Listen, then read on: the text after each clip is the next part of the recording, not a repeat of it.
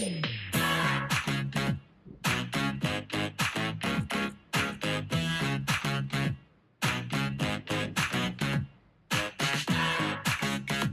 Айман жауы хостел туралы айтып жатыр. Хостелдің ішінде қалай Куала-Лумпурға бара алмай қалғанымыз туралы кішігірім сұхбатты Инстаграмға түсіргелі жатыр. Сөйтсек, балалар да уайымдапты. Бара алмай қалғанымызды, кешігіп қалғанымызды самолетқа. Сосын 2 күнге пәтер жалдауға бардық. АТЦ-ның районында, административный тренинг центрде. Мороженныйымызды алып, АТЦ-ға бардық. Сөйтіп, кіріп, шай ішіп алып, көмектесуге кірістік. Мұнда Айман көрсетіп жатыр. Не істейтінімізді, не істегенімізді.